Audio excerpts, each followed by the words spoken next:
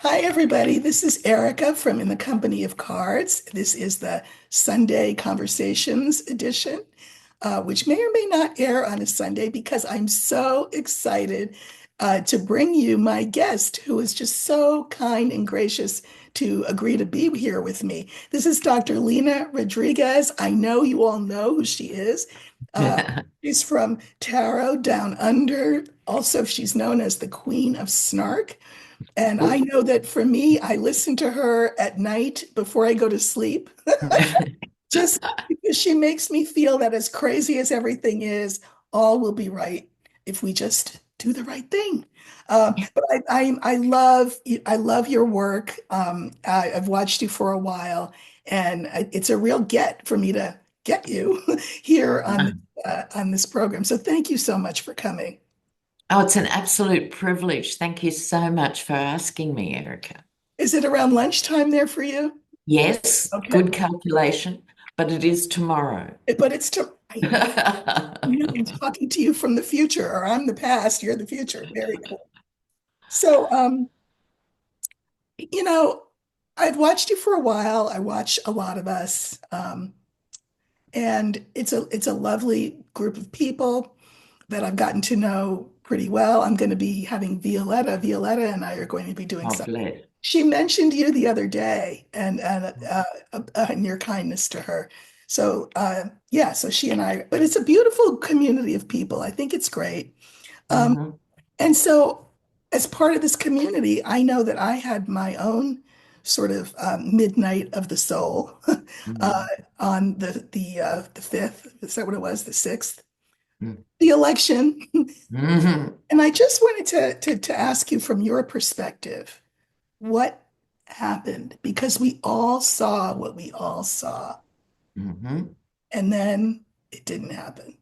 Yeah, I think there are two things happening in the sense that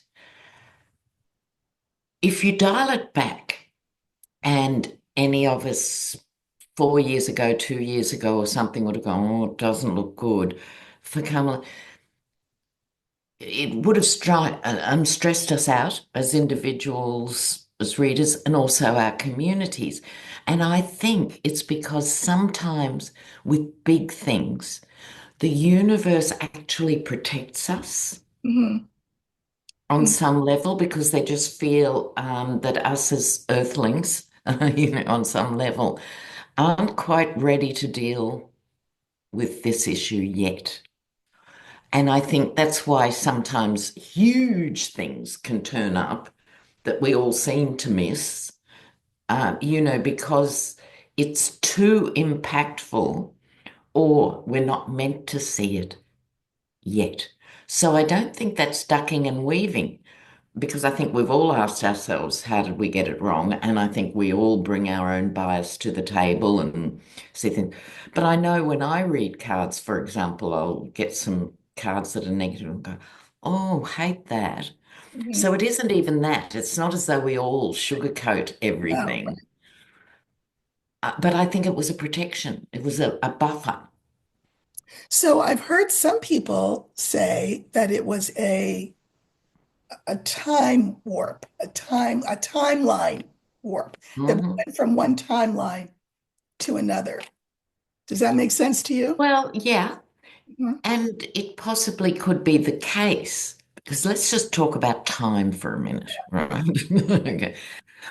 We are living in historic times, but we're educated in the Anglo education system, regardless of our race or culture, to see time in this straight line, Right, linear time. right, That was past, here we are, right. there's tomorrow. But most Indigenous cultures, and I've spent 40 years in Aboriginal communities, in Polynesian communities, there simply isn't that concept of time. Time is circular, and things don't, when they're behind you, they don't disappear. They are there to be accessed. So communities are structured in a circular way. The stronger families and aunties and people who hold the community together, and then concentric circles of society, as opposed to hierarchies Mhm. that Mhm. come with linear time. Now, I love that explanation. yeah, so we really need to revisit how we think of time because at the moment, time is being really elastic and really weird. And a day seems like a year, and a year seems like a day. And we've got all these things that feel like time warps. But I actually think, going back to your point, we are in a time of shifting frequency, Mhm. Mhm. and people are being asked to lift their frequency, Mhm. and some will and some won't. Right. So it's our job, I feel, as light workers or whatever descriptor we give ourselves, that it's important to keep the light and to roll with these upgrades in frequency. Mhm. And I think the election result was actually part of one of those shifts, Mhm. like you Mhm. were suggesting. Mhm. Because if we stop, Erica, and we dial back and think, okay, let's just imagine Kamala, and there's still debate. She well could have won, and there was Right. enough, That's right. monkey business going on that we were deprived of her. However, imagine what it would have been like. She got in, everyone would be high as a kite for 2 weeks. And after that, every day of her presidency would have been viciously attacked and compromised and trying to get the most Right. fundamental things across. And the masses, for want of a better term, would have missed all that. They would have just got caught up in all that. And while their lives are stagnating or going backwards, it's because we've got a black woman president. It's because we've got a Democrat in. So, you know what? The universe has provided this environment. They've got all the levers. They can't hide Right. from this point. Right. That's right. And I it's think that's our job to keep positive for the next 2 years to the midterms. yeah. No, I think you're right. I mean, when I talk about time, I always tell people that I think of the Greeks and how Yeah, two terms that they have for time, chronos and kairos. And I yeah, explain kairos by saying, my mother, if I asked a question above my pay grade when I was a kid, she would say, you'll know in the fullness of time. And I knew yeah, that not today and not tomorrow. yeah, that's Maybe right. when I'm a lady, way maybe when, but so and quantum physics tells us that time is actually an artificial even construct that the Yeah, past, the present, and the future all happen at the same time. So I love yeah. that idea of circularity. I think that makes a lot of sense. Mm, mm, Yeah. mm. So how can we help people move? I mean, and when I say people, I mean both people who listen to you and me, but maybe also our colleagues bring people along to what the reality is. I mean, I've heard a lot of people say March now. The deadline keeps getting pushed back. In Yeah. March, something's going to happen, and poof, Mm. Dark Brandon with his sunglasses and Kamala will be, inaugurated, and all will be right with the world. So, in line with what you said about the universe protecting us, and I get that. I also think I love what you said about the fact that there's no hiding behind anything. I saw what happened with Obama. A lot of people Mm. said, "Oh, this is great. We're in a post-racial society." Yeah, no, we're not. It made No. people even angrier, right? That a black man was the president. So I totally agree that we would have had that same or worse result with Harris. But at what point do we say, it was a nice dream, but it's Well, time to wake up? yes. If we look at Harris, the other revelation because she had the zeitgeist, right? She had the momentum. How exciting was that convention? Yeah, And the revelation also was Tim Walz, because he represented what I consider the ultimate in masculinity, which is strength and compassion. Right?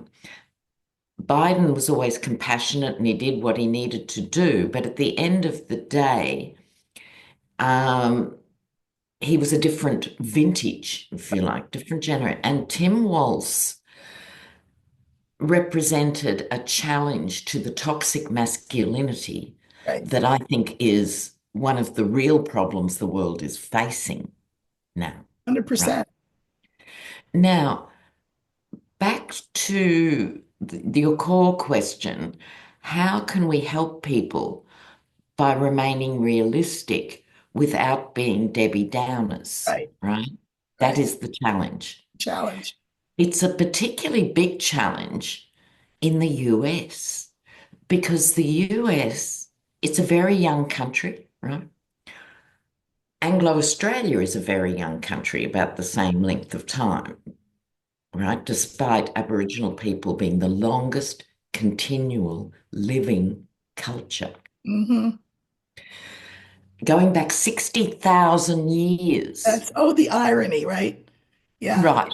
Okay, so we've plonked this modern Australia on top of that history, right? right. Now, in the case of the US, it's like anyone who brings bad news in the form of reality is either people are suspicious or they brush them, and it's always this upbeat, positive thing. It's very juvenile sounds a bit harsh, but it's very youthful in the sense that we only learn from history by looking at it, Hmm. learning about it, Hmm. observing it, Hmm. noticing Hmm. repeat patterns. Hmm. And so in young countries, there's not that much to draw on. Hmm. So the US has been around since the 1700s, which is Saturday night in terms of human history. It's Right. like that, That's right. right? So I think Americans, the challenge for Americans is to actually understand you can have some bad news and work with that and look for a positive outcome. If you skip that step, I don't want to hear anything bad, only positive, and try and be positive. You're going to be knocked over by these things that are coming along in the real world. Right, right. Which is why you call it youthful. It's young, it's immature energy that has no sort of staying power. That it needs Yeah, to the or you need to mature, right. just as young people need to mature to realize there's a consequence of action. There are cycles that need to be observed, etc. Well, Right? as a sociologist, I mean, this is another reason I really wanted to talk to you because I know you're a sociologist by trade. And so a couple of things occur to me. One is this sort of tendency of America to think of herself as exceptional, Oh, and exceptionalism. And I think that what we're going through now provides us with actually quite the opportunity to say, oh, so this can happen to us too. Our government can be, you know, like that, it's corrupted, taken over, etc. Also, I will say this, and I'm curious what you think, especially where you are, that I've always thought as a Black person that being in America for a Black person is a little bit like being in a fun house, in the sense distortions. that everything you hear, like, we're the best, we're the greatest, apple pie, Chevrolet, mom, Mm, the flag, and we all buy into it. We all buy into it. And yet, mm. as people of color, we're like, really? Like, Where's my bit of the pie? but if you say it out loud, you're not Oh, meant to say it out loud. That's breaking the code. You're not supposed to. yes, And if you're cheat white code. and you say something, Now you are tribeless, right? You have gone against the rule of the tribe of white people, really, which is mm, mm, to pay no attention to that, that man behind the curtain. That's not really there. mm, Well, now here we are having this rabid racist uh, rule mm, with his little friend Musk and Teal. It's hard to ignore. mm, It's hard to ignore classism that's involved here. I mean, I feel like this could be an opportunity for us to say, okay, you may be black and I'm white, but you've been taught that mm, you're white and I'm rich, so you're mm, like me. I mean, you don't have mm, money, but you're like me because at least you're not black. That's what they mm. Oh, yeah, said. absolutely. That's the root of the That's MAGA the root of it. Yes. stuff. Instead of saying, I may be black and you may be white, but what do we have in common? We're not rich like them. You know what I'm saying? It's an You've opportunity. nailed it. You've Yeah, nailed it. So, from a sociology point of view, um, your social class, where you grow up in terms of social class, informs all your foundational stuff about right, how the world works. Now, it doesn't mean there can't be social mobility, right. right? Same in Australia, etc. And we can all pull out, oh, look at this basketball star who made 8 million Right, last right, season. Like, you can right, always find the one, right, the two, the 16. right. But after that, and so when you have a myth, Australia has this myth too. Mm, We're a classless society, really. And America sees itself as a classless society and deludes itself into thinking it's meritocracy, right? No, because as a health sociologist, I can tell you by zip code what your likely health trajectories are yeah. from birth to death, what chronic long-term conditions are most likely to go undetected, untreated, etc., and bring on premature mortality, complications with pregnancy, even incidences of cancer. Mhm. On one level, we think, oh, well, cancer doesn't discriminate. Rich people get cancer. But if you look at clusters of Right. cancers, they're often in the lower socioeconomic group of Anglos and concentrated in Black and Hispanic communities. Just And I like could talk for 6 hours about why that is, but just you a get the point. simple example with the cancer is things like the carcinogenic products that are in Black women's hair products. Hair products, ultra processed foods that are Oh, yeah, full of yeah, carcinogens. right. And a very interesting case study that was done in Chicago, maybe in the 80s, right, a long time ago. They couldn't work out while these Black women were presenting very young with breast cancer. And they were looking at environmental factors, were they near outlets? Because that's another thing. The poor are concentrated around areas that other classes Yes, don't. and all kinds of things. Yeah. What they found with these women was interesting. When they observed their life stories, these women all said words to the effect, when I was younger, this community was really vibrant. Our church was really happening.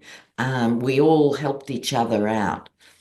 And then as we've got older, gentrification has meant people have been pushed out of Right. inner city houses, even if they weren't fabulous houses, it was a community, dispersed.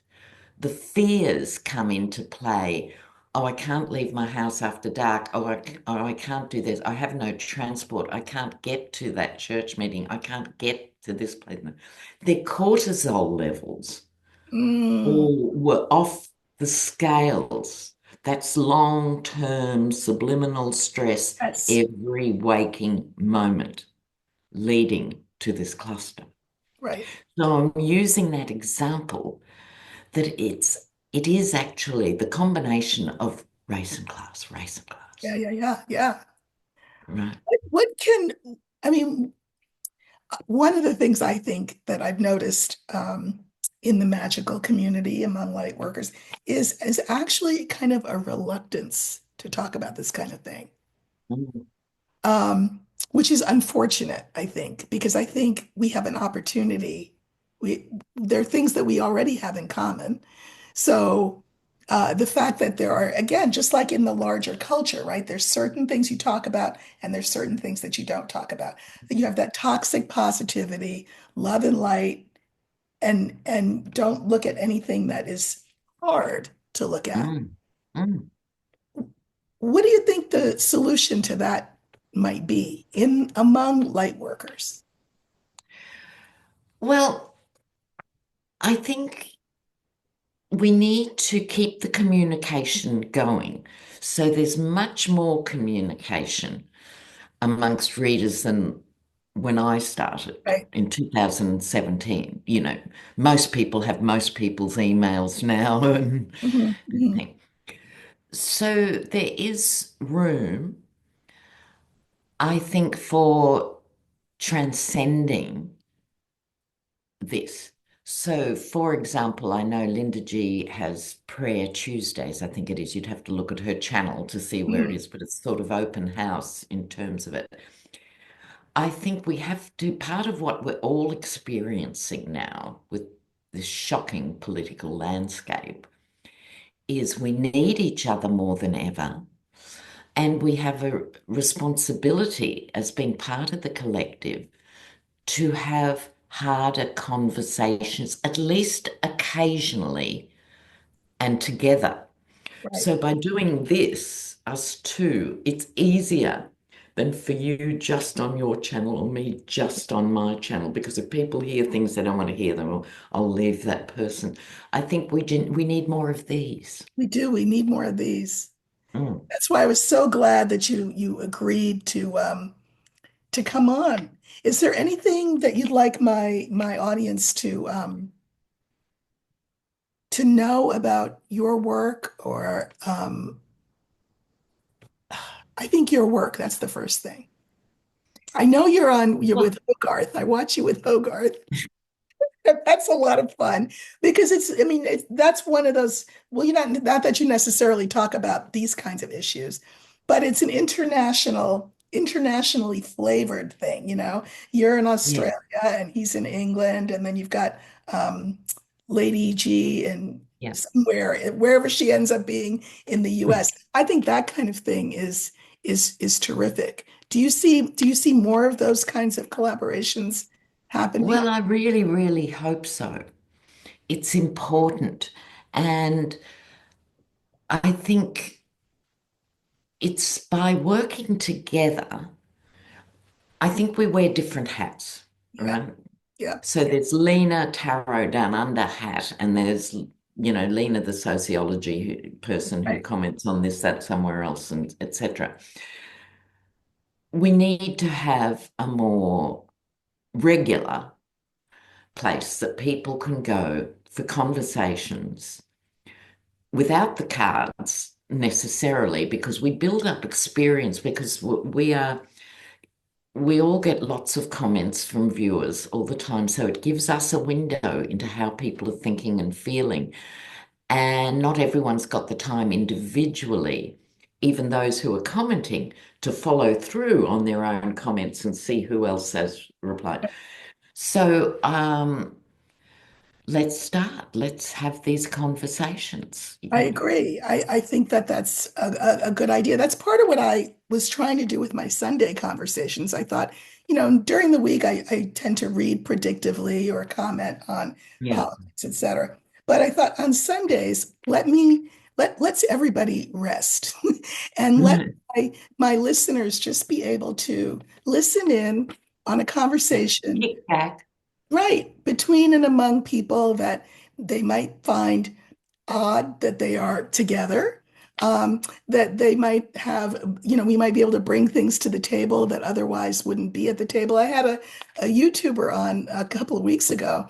I had just been watching her for a while. She's Ugandan and raised in South Africa and then in Denmark. Really interesting young Mhm. Black woman, 35, so much younger than I am. I'm 68.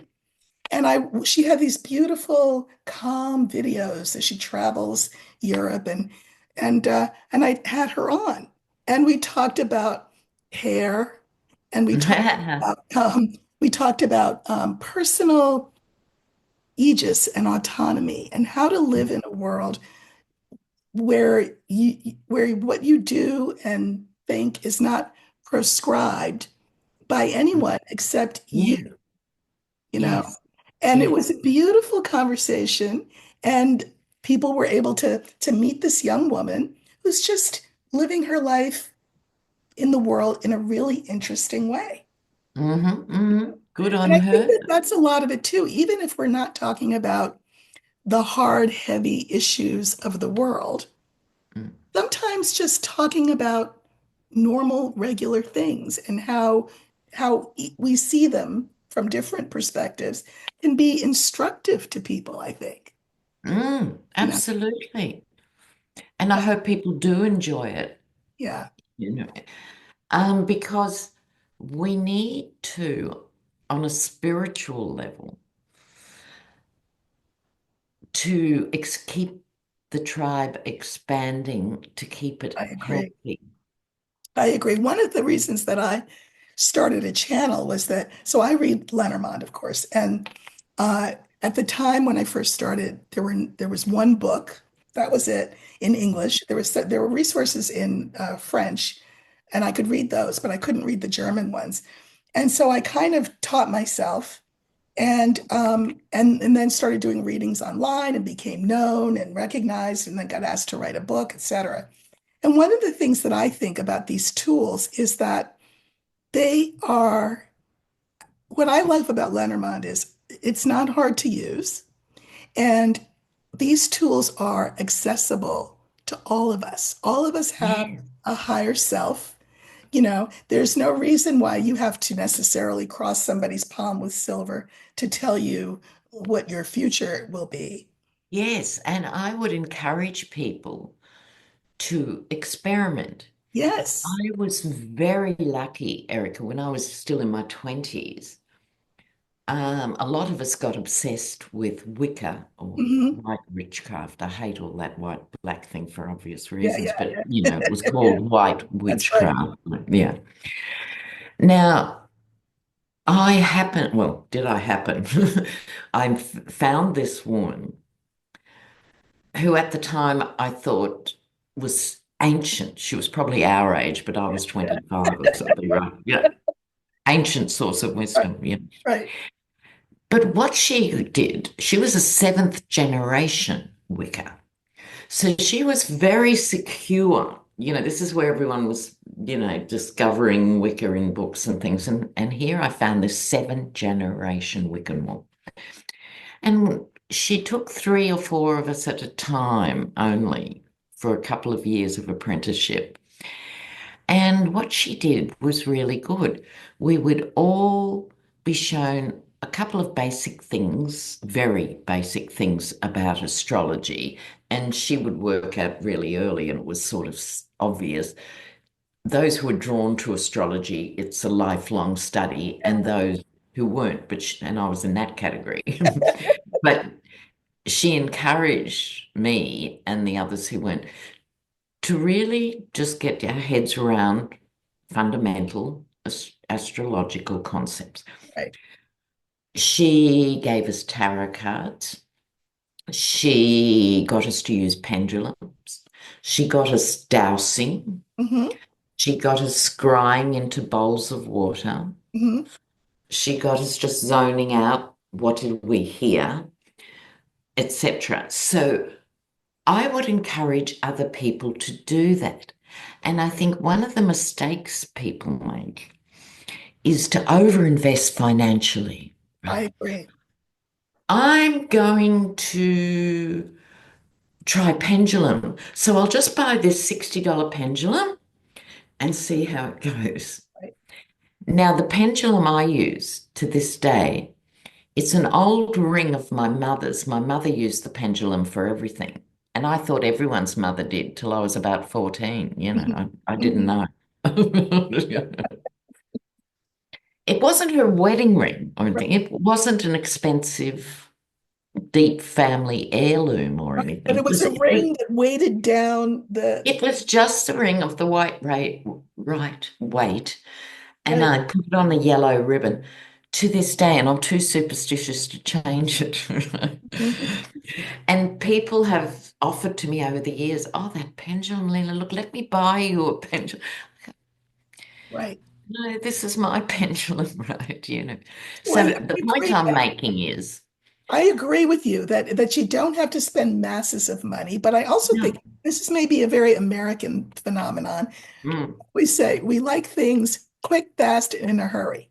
So I'll yeah, have people say, oh, Lenormand, that looks so much easier than tarot. Um, how long will it take before I can make money doing it? And I'm like,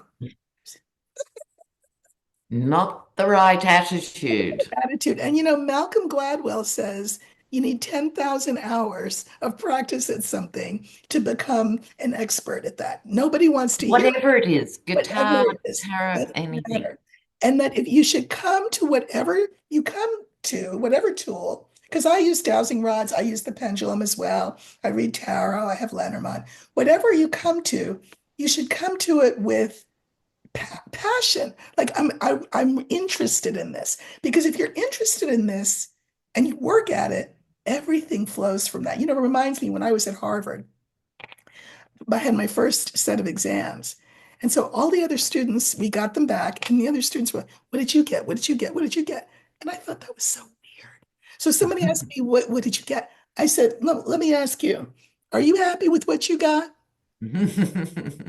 Because here's the thing, I'm happy with what I got. So therefore, I Yeah, don't need to know what you got. yes, And what I yeah, found, the reason I found myself successful at a place like Harvard was I wasn't competitive. I was deeply interested in the work I was doing. that's that's the precious, Right. precious thing. Right. And then everything flows from that, right? Mm, Including success, including money, if you want to make money doing this work. But it's got to come from the love of the art, you know? yes, Yeah. yes.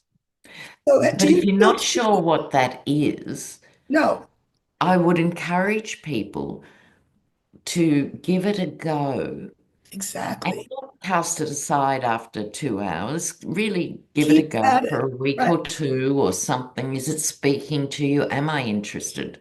Right. And part of it is just Um, sort of getting rid of that, you know, it's a conceit. That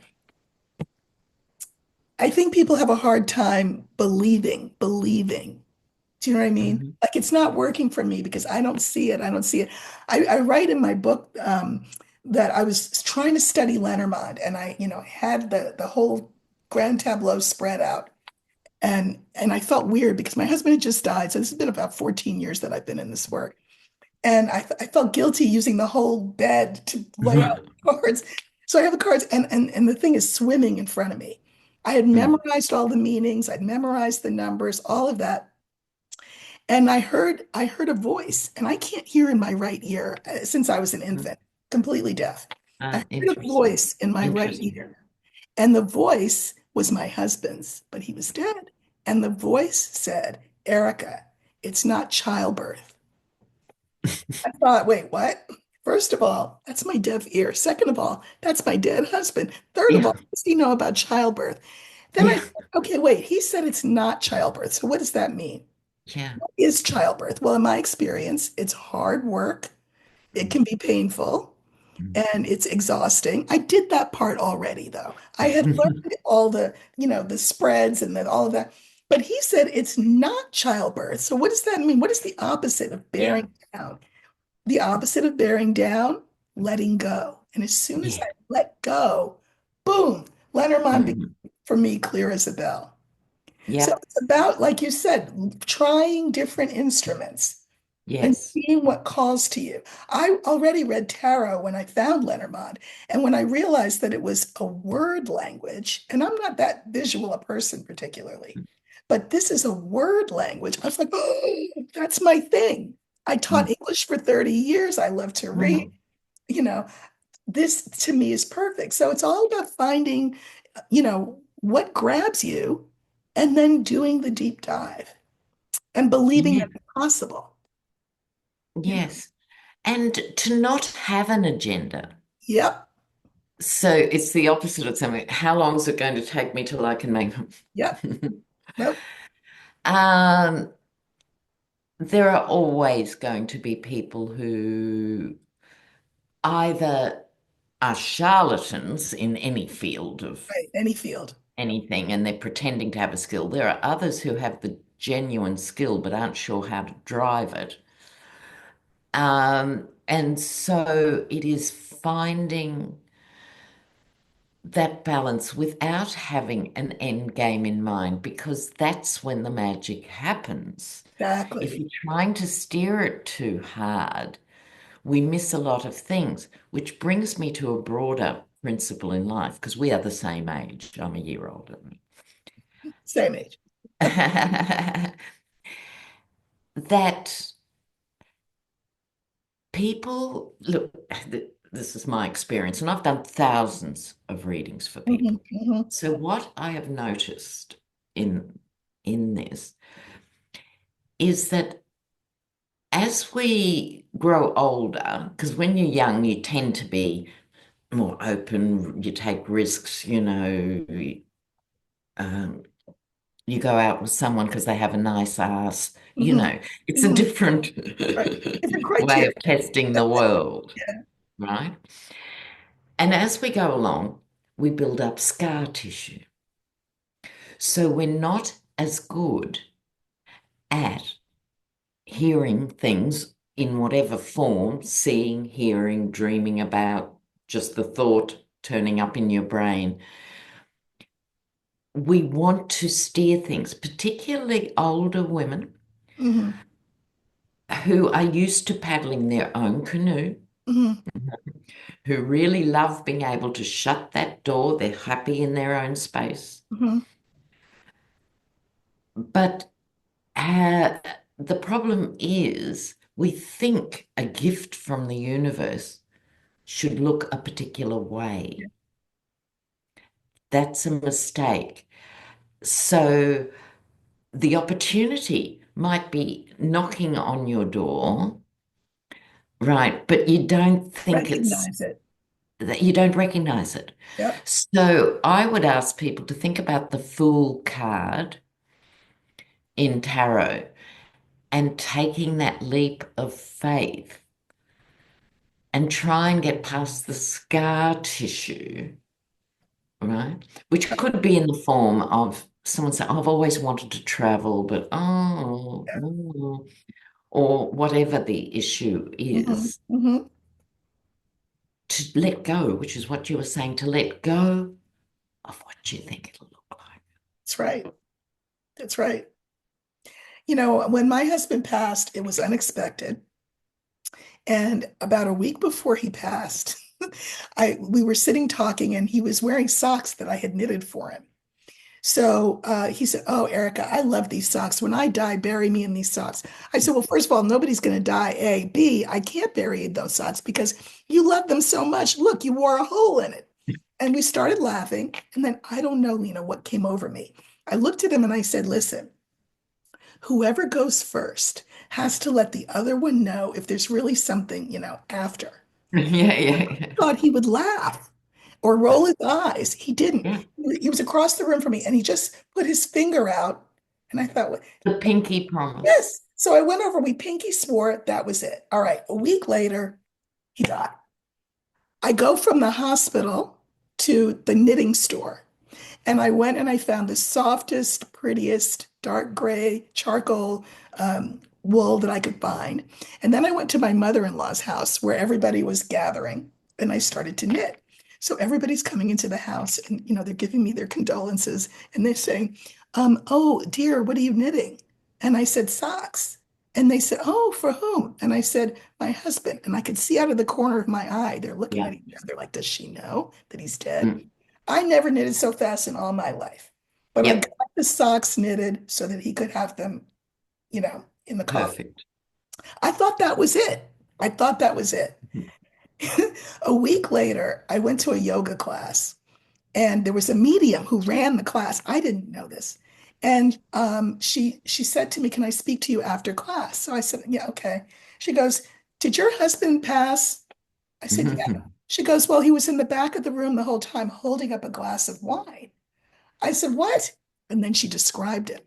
Dark Mm. skin, got the height, the clothes, everything.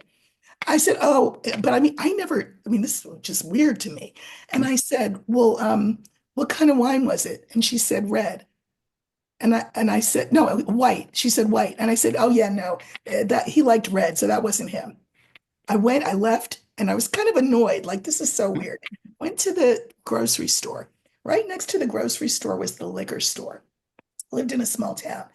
And I came out with my groceries, and the liquor store owner said, "Oh, Mrs. Robinson, I'm so sorry for your loss." I said, "Oh, thank you." He said, "Can you come in here for a minute?" And I thought, I go in, and I had asked my husband about this one white wine a couple of weeks before. He had said, "Oh, I'll go find it for you." He went to the store, came back with something different. He said they didn't have it. I said, "Oh, okay."